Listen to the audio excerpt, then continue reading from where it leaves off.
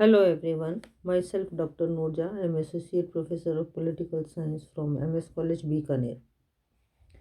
MA final राजनीति विज्ञान के की क्लास में मैं अंतर्राष्ट्रीय कानून के अंतर्गत आज आपको युद्ध के नियमों के संबंध में बात करूंगी। युद्ध के नियमों के संबंध में इस क्लास में मैं आज आपको इस टॉपिक का एक पार्ट बताऊंगी और मोस्ट प्रोबेबली नेक्स्ट क्लास में हम इस टॉपिक को कंप्लीट करने का प्रयास सेकंड पार्ट में करेंगे। ये बात देखो, युद्ध के जो नियम है, अब युद्ध तो कई तरह के हो गए, जैसे स्थल युद्ध है, जल युद्ध है, वायु युद्ध है। तो ये युद्ध जो है तीन तरह के हैं और इन तीन तरह के युद्धों के संबंध में अलग अलग कानून बने। हालांकि इन कानूनों के संबंध में अभिसमय शब्द अधिक काम में लिया गया है और प्राचीन समय से लेकर मध्यकाल तक जो व्यवस्थाएं रही वो परंपराओं अभिसमयों पर आधारित रहीं और उसके बाद समय परिस्थितियों के अनुसार जो संधि समझौते हुए उस क्षेत्र में कानून निर्माण संधियों ने इस युद्धों के नियमों में हेल्प की है। आज जो जिस विषय पर मैं आपसे बात करूंगी वो है स्थल युद्ध के नियम। सबसे लार्ज स्केल पर सबसे पॉपुलर और सबसे प्राचीन जो युद्ध रहा वो स्थल युद्ध रहा और स्थल युद्ध से संबंधित जो नियम हैं, जो बातें हैं, वो हम आज की क्लास में करें। देखिए, स्क्रीन पर आप देख पा रहे होंगे कि स्थल युद्ध का मुख्य उद्देश्य अपने क्षेत्र को स्थल युद्ध के रूप में प्रयोग में लाने में शत्रु द्वारा वंचित रखने तथा यथासंभव उसकी भूमि पर युद्ध करने से है।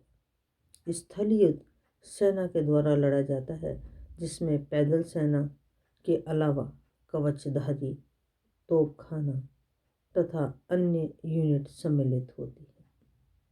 अब ये जो शब्द मैं यहाँ काम में ले रही हूँ, कवचधारी, पैदल और तोपखाना, ये सब प्राचीन समय से लेकर मध्य समय तक रहा और अन्य यूनिट्स जो हैं उसमें हम आज की परिस्थितियों की बात कर लेते हैं।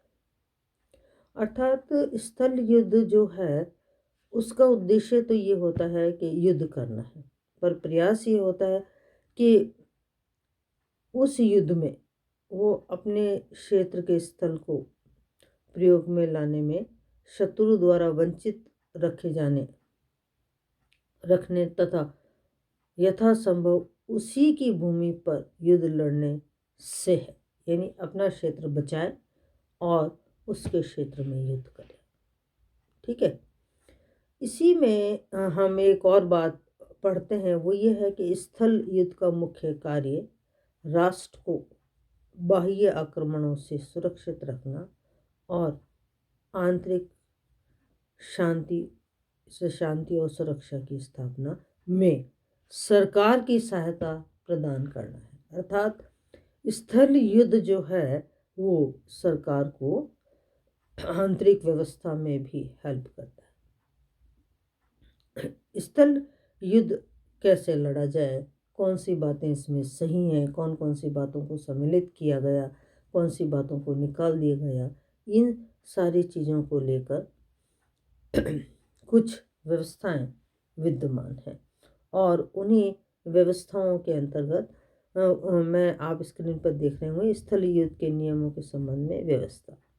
वैसे तो किसी न किसी रूप में यह नियम स्वदेशी नियम के रूप में विद्यमान रहा, किंतु आधुनिक रूप में इसका विकास 19वीं शताब्दी में हुआ। इसका संक्षिप्त वर्णन इस प्रकार है, यानी इससे पहले जो व्यवस्थाएं रही वो प्राचीन और मध्यकाल की रही, लेकिन हमारा जो मुख्य विषय है वो 19वीं शताब्दी के से इसका वर्णन प्रस्तुत करना है। इसी वर्णन में आप देख रहे होंगे कि फ्रांसीसी लीवर एक्चुअल में ये कोलंबिया कॉलेज के एक लेक्चरर रहे और उन्होंने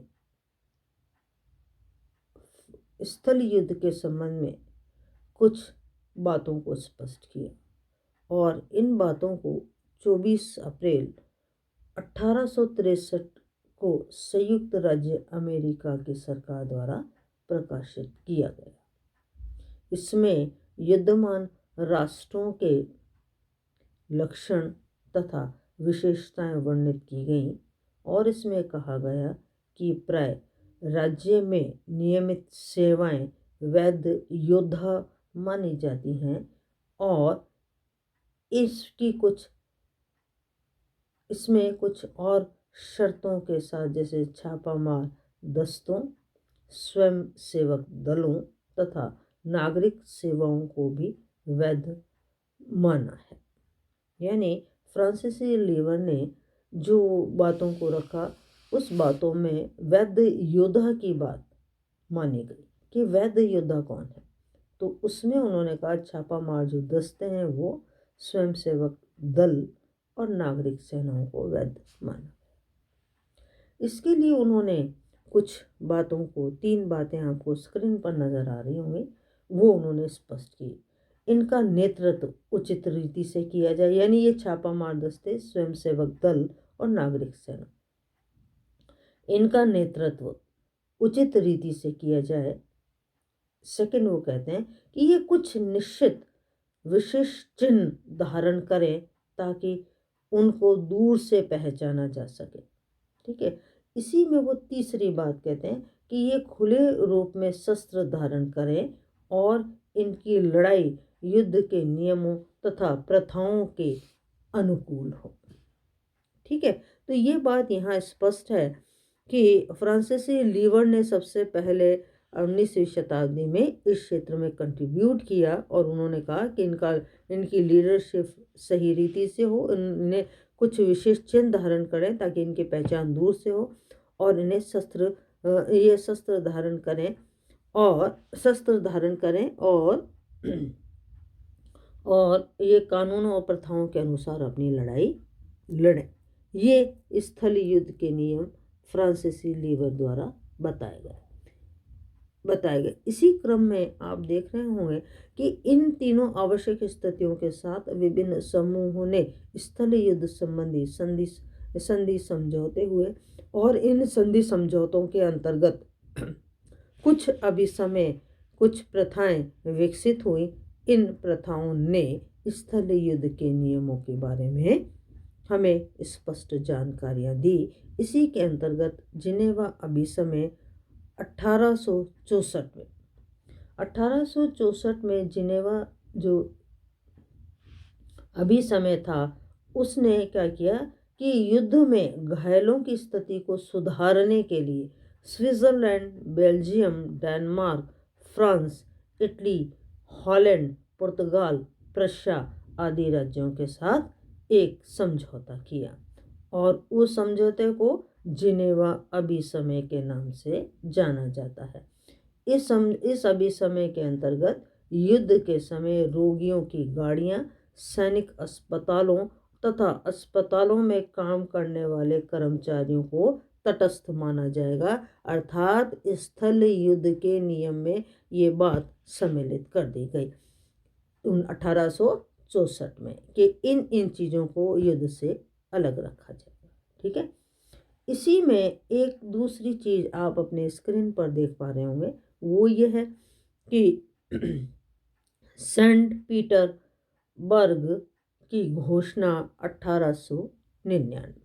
ठीक है। सेंट पीटर घोषणा के जो 1899 में हुई, इसके अंतर्गत इसका मुख्य उद्देश्य था कि विभिन्न राज्यों के बीच युद्ध संबंधी आपत्तियों को कम करना। घोषणा में यह कहा गया कि युद्ध के सैनिक बल को अशक्त बनाया जाना चाहिए। इसके लिए शत्रु पक्ष के लोगों को अधिक अशक्त बनाया जाए, किंतु ऐसे राज्यों का प्रयोग न किया जाए जो कमज़ोर लोगों के कष्टों को अकारण ही बढ़ा रहे हैं और उनकी मृत्यु का कारण बन रहे हैं। इसमें हथियारों के प्रयोग के संबंध में भी कुछ सीमाएं लगा दी गई और ये स्थल युद्ध के नियम में सम्मिलित हुए, जिसे हम सेंट पीटरबर्ग की घोषणा के नाम से जानते हैं, जो 1899 में हुई। इसी में एक चीज़ और इम्पोर्टेंट आती है, वो है हेग अभिसमय।